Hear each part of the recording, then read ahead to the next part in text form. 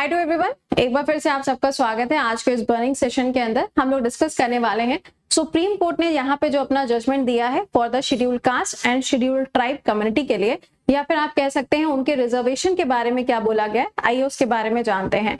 ये जो आर्टिकल है ये आपके पॉलिटी के पर्सपेक्टिव से भी काफी ज्यादा इंपॉर्टेंट है, क्योंकि कई बार पॉलिटी में आपसे केसेस का नाम पूछा जाता है। तो यहाँ पे आप लाइन देख पा रहे होंगे, milestone after the Mandal Supreme Court allows new quota within the schedule caste schedule tribe quota. तो आइए जरा इसको हम लोग पहले शुरुआत से समझते हैं कि यहाँ पर हुआ क्या था। ठीक है, देखिए आप सभी लोगों को पता है कि जब हम ओबीसी की बात करते हैं तो ओबीसी के अंदर जो मंडल कमीशन बना था, मंडल कमीशन ने क्या किया था, ओबीसी के लिए 27% का रिजर्वेशन देने की बात कही थी। ये जो 27% रिजर्वेशन है इसके अंदर आप देखेंगे तो बहुत सारी सब कैटेगरीज बनाई गई हैं और उनको यहाँ पे रिजर्वेशन प्रोवाइड किया गया।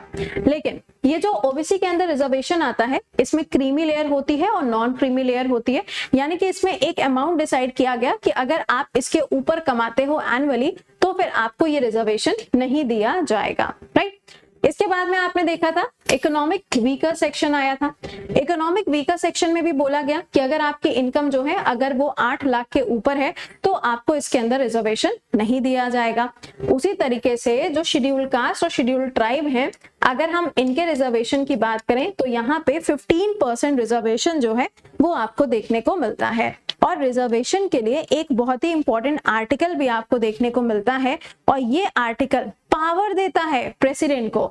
आर्टिकल नंबर 341 जो है ये आर्टिकल पावर देता है राष्ट्रपति को कि वो किसी भी पर्सन को या किसी भी कम्युनिटी को शेड्यूल कास्ट या फिर शेड्यूल ट्राइब कम्युनिटी के अंदर इंक्लूड कर सकते हैं। ये पावर भी होती है किसके पास में, राष्ट्रपति के पास में। ऑलराइट, अच्छा अब हुआ क्या, शुरुआत यहाँ पे होती है कहां से, आंध्र प्रदेश के अंदर एक केस आता है। आंध्र प्रदेश के अंदर जो एक केस आता है इस केस का नाम क्या है, इस केस का नाम है EV Chinnaiah versus state of Andhra Pradesh. ये केस आता है 2004 में। कब आता है, 2004 में ये केस आपको देखने को मिलेगा। इस केस के अंदर बोला गया था कि rationalisation of the reservation act 2000 के अंदर बोला गया था कि जो शेड्यूल कास्ट है या फिर जो शेड्यूल ट्राइब है इनके अंदर कुछ सब कैटेगरीज होनी चाहिए थी। तो उस समय यानी कि 2004 में जब जजेस की बेंच बनाई गई थी तो 5 जजेस की बेंच बनी थी, क्योंकि ये जो पूरा केस था ये केस पहुंच जाता है सुप्रीम कोर्ट के अंदर और वहां पे जो जजमेंट दिया गया सुप्रीम कोर्ट के द्वारा वो ये दिया गया था कि यहाँ पे अलग से सब कैटेगरी बनाने की कोई जरूरत नहीं है। ये अपने आप में ही एक बहुत बड़ा एरिया है या फिर एक बहुत बड़ी कम्युनिटी है जिनके पास में रिजर्वेशन होना जरूरी है। और यहाँ पे बोला गया कि राइट टू इक्वालिटी की जब हम बात करते हैं तो फिर अगर हमने इसमें सब कैटेगरीज बना दी तो ये इसके अगेंस्ट हो जाएगा। ये बात है 2004 का जो ये केस होता है। चलो ठीक है, तो इन्होंने बोला कि भैया अगर हमने यहाँ पे सब कमेटी बना दी तो फिर ये फंडामेंटल राइट्स के अगेंस्ट होगा, violation of the fundamental rights होगा। चलो ठीक है, अब यहाँ पर क्या हुआ, अब यहाँ पर एक बार फिर से ये जो टॉपिक है ये सुर्खियों में आ गया, क्योंकि सुप्रीम कोर्ट ने यहाँ पर एक कमेटी फिर से बनाई और इन्होंने बोला क्या हम 2004 के केसेस के बेसिस पर जो हमने जजमेंट दिया था क्या हम उसके अंदर कुछ बदलाव कर सकते हैं। तो यहाँ पर अब सुप्रीम कोर्ट ने अपना एक नया जजमेंट सुनाया है। सुप्रीम कोर्ट के जो चीफ जस्टिस ऑफ इंडिया हैं यानी कि DY चंद्रचूड़ जी, इन्होंने एक बेंच बनाई। बेंच पहले बनी थी 5 जजेस की, तो ऑब्वियस सी बात है कि इस बार ज्यादा जजेस की बनेगी, क्योंकि जब भी किसी एक टॉपिक को रिव्यू करने की बारी आती है तो नंबर ऑफ जजेस अगली वाली कमेटी के अंदर हमेशा ज्यादा होते हैं। तो पिछली बार थी 5, लेकिन इस बार कितनी हो गए, इस बार हो गए टोटल 7। कितने हो गए, टोटल 7 आपको देखने को मिलेंगे। अब जो यहाँ पे 7 जजेस की बेंच बनती है तो यहाँ पे 6:1 के हिसाब से वोटिंग होती है।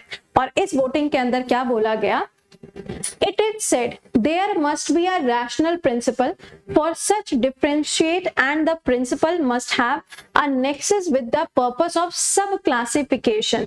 यानी कि इसमें बोला गया है कि अब सब क्लासिफिकेशन किया जाएगा, यानी कि 2024 के अंदर 2004 का जो जजमेंट था उसको रिव्यू करते हुए सुप्रीम कोर्ट ऑफ इंडिया के चीफ जस्टिस ऑफ इंडिया जो हैं इन्होंने बोला है कि अब क्या होगा, शेड्यूल कास्ट और शेड्यूल ट्राइब के अंदर जिसमें टोटल 15% का रिजर्वेशन दिया जाता है। अब इसके अंदर सब कैटेगरीज बनाई जाएंगी। सब कैटेगरीज बनने का मतलब ये नहीं है कि रिजर्वेशन बढ़ा दिया जाएगा, 16%, 17, 18, ऐसा कुछ नहीं है। परसेंटेज वही रहेगा, बट इसमें क्या होगा, सब कैटेगरी बना के डिवीजन कर दिया जाएगा।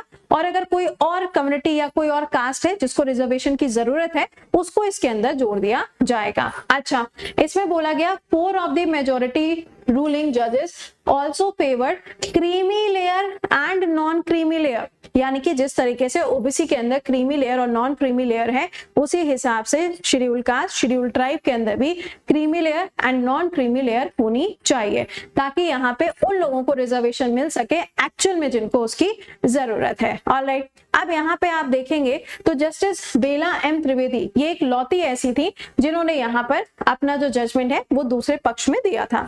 चलो ठीक है, अब इन सब चीजों के बीच में 15% के रिजर्वेशन के अंदर सब कैटेगरी बनाई जाएगी, बट इन सब कैटेगरी बनाने का राइट किसके पास में होगा, तो ये राइट होगा राज्य के पास में। जी, ये राइट दे दिया गया है स्टेट को कि स्टेट अब क्या कर सकता है, रिजर्वेशन के अंदर डिवीजन कर सकता है, किसी भी सब कैटेगरी को ऐड किया जा सकता है। तो अब आने वाले टाइम में काफी सारे स्टेट ऐसे देखने को मिलेंगे जो यहाँ पे सब डिवीजन करेंगे शेड्यूल कास्ट और शेड्यूल ट्राइब के अंदर। तो अब ये स्टेट की रिस्पॉन्सिबिलिटी बन चुकी है। एक और चीज इसके अंदर जो इंपॉर्टेंट है वो ये है कि national commission for scheduled caste, national commission for scheduled tribe, ये दोनों भी आपको कमीशन देखने को मिलती है, जो कि कॉन्स्टिट्यूशनल बॉडी है। इसके लिए आप देखोगे तो आर्टिकल्स भी हैं, 338, 338A, दो अलग अलग आपको आर्टिकल्स भी देखने को मिलते हैं। तो ये था पूरा आर्टिकल जो मैंने आपको अलग से बता दिया है। आई होप कि आपको ये चीज समझ में आ गई होगी। 15% का रिजर्वेशन है। पहली बार जो केस आता है, केस का नाम पूछ सकते हैं, 2004 का केस है, आंध्र प्रदेश का केस है, और अब क्या हुआ है, यहाँ पे रिव्यू किया गया है। बट जाने से पहले आपके लिए एक सवाल, सुप्रीम कोर्ट का जो जजमेंट होता है, अगर उसके ऊपर जुडिशियल रिव्यू किया जाता है तो वो जुडिशियल रिव्यू कौन से आर्टिकल के अंदर होता है, कमेंट बॉक्स के अंदर लिख के बताइएगा। चलिए तो फिर मुलाकात करेंगे आपसे कल सुबह 7 बजे के सेशन में, current affairs live. Till then खुश रहिए, मुस्कुराते रहिए, bye bye, take care to all.